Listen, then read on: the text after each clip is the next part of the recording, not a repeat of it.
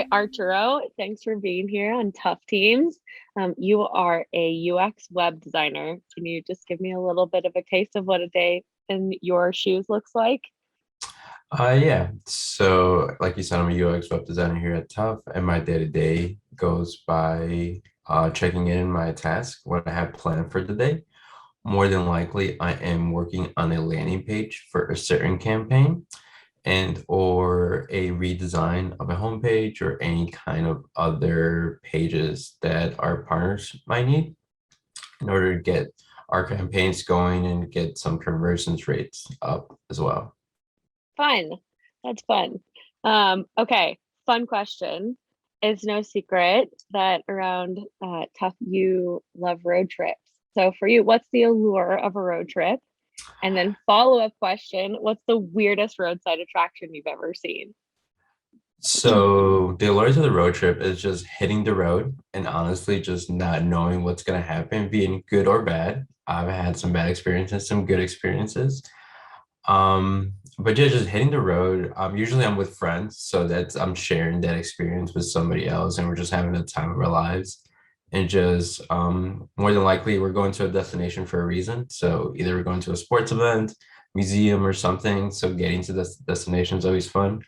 But as far as attraction, roadside attraction, I don't think I've came across too many, honestly. We stop at a lot of thrift stores. So I've been to a lot of thrift stores, a lot of really cool ones, like obscure antiques, a lot of taxidermy kind of stuff.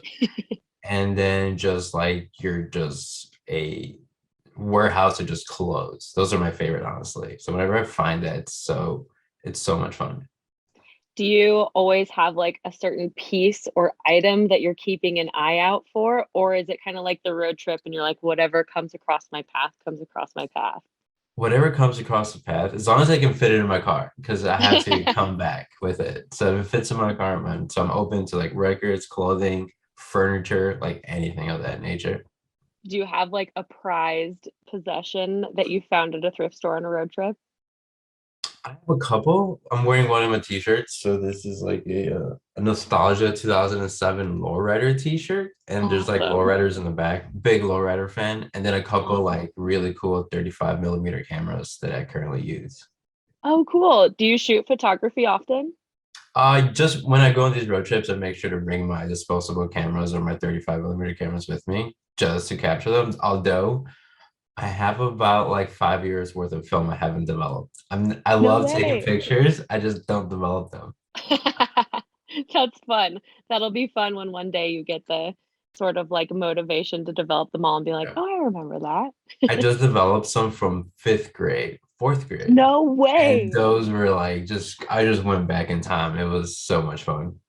That's awesome. I love that. Well, okay, another question that I had is it sounds like, I mean, you are an artist through and through. There's a lot of different types of design. So what drew you to UX? Yeah, so it's funny. So UX, I didn't know what it was like what 3, 4 years ago. Mhm. My background was in psychology. So I went to college for psychology. And then after that, I was like, what am I gonna do?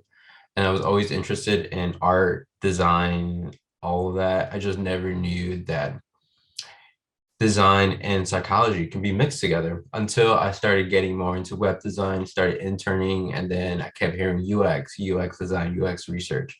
And then that intrigued me. And then when I found out it has to do with the psychology of a product and or user and design, I was in love. So that's currently what I've been doing for the last 2 years.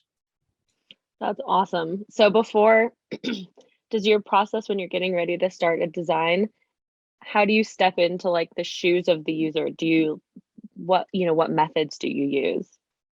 Yeah. So, like again, psychology background. So I was really into research. So if I have research, I'm gonna read it through and through, analyze it, and if I don't have that much research, I'm gonna go do my own as well. So I'll go do some competitive analysis, just do some workflow analysis of where, just see all that, and then after I understand what we're trying to achieve, and then I try to put myself in the user shoes as far as what is their dilemma that I'm trying to solve. And if I was in their shoes, how would I want that to be solved, kind of a way.